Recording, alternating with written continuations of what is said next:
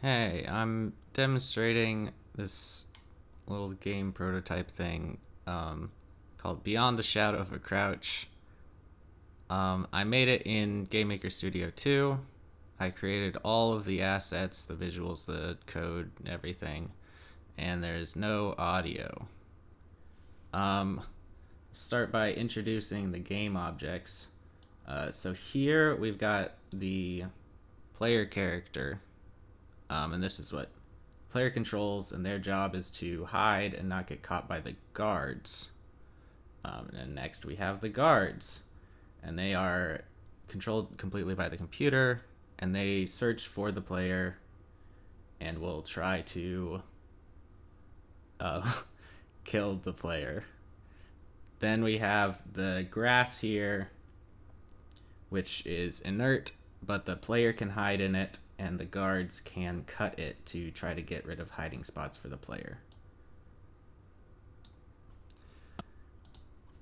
I'll start with player controls. So first we've got basic movement. You can move up, down, left, right, and then you can move diagonally in the four halfway directions. Then you've got crouching, which lets you move slower but in the same directions.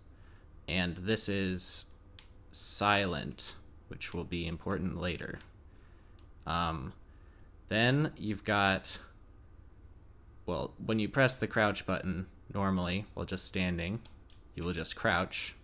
But if you press it while moving, you'll slide. And you can also do that in any of the 8 directions. Sliding is not silent, but it does give a little burst of speed if you want to get out of a jam quickly. Once you've gotten into a good spot, you can get up and kill. And that gives you a button prompt over an enemy when you can kill them.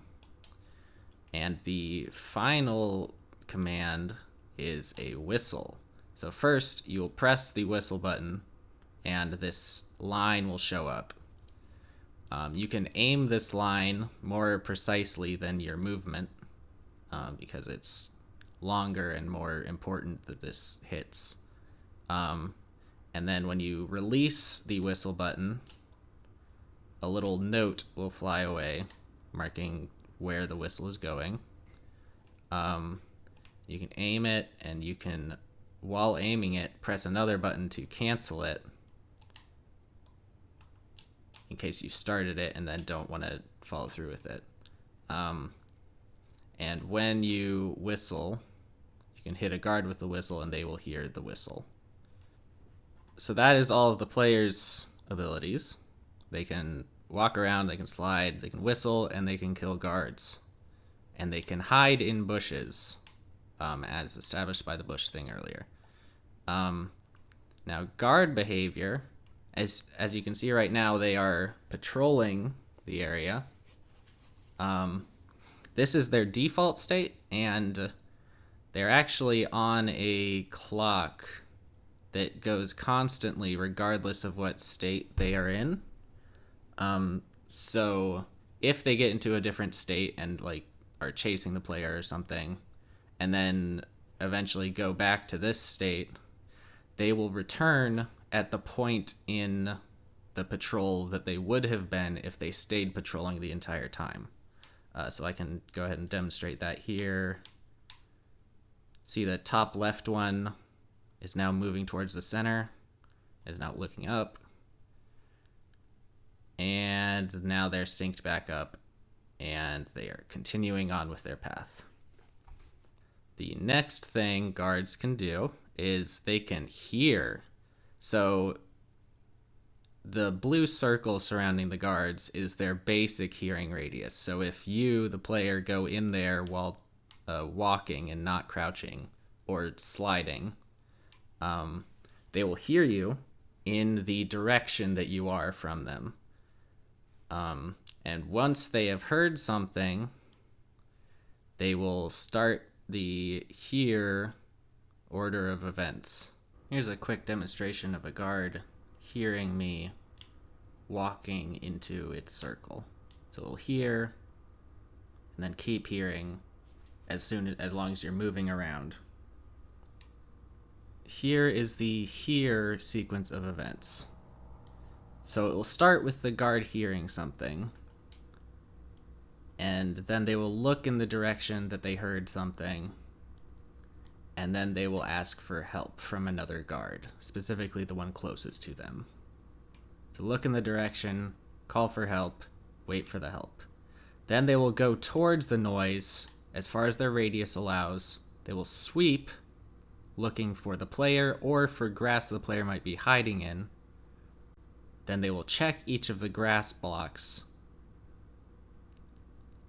and then they will return to their post, having checked everything they found. When helping, the guard will approach, then just keep watch over the guard and follow if they move. And then when that guard gets done with their hear process, they will return to their sweep, or to their patrol. When a guard hears, they will hear in the direction that the noise came from. But when a guard sees something, they will see a location, and then they will run in the direction of that location forever.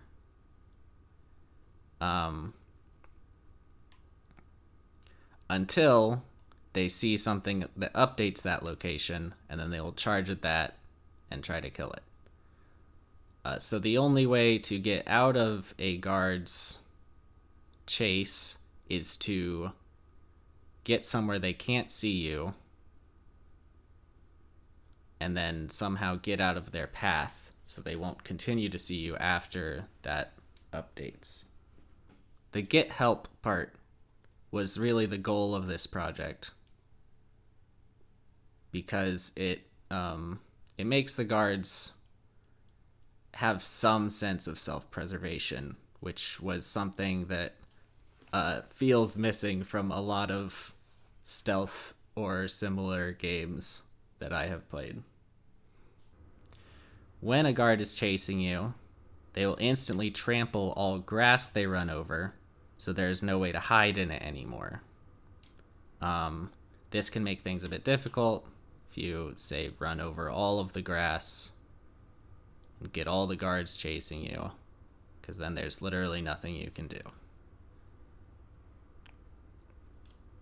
There is a second way to trigger the, quote, see action from the guards, because they don't just have to see you, they can also see their friend get killed. So when a guard is helping another guard, and that guard that they are helping dies, the guard will see something at that spot, despite not actually seeing the player.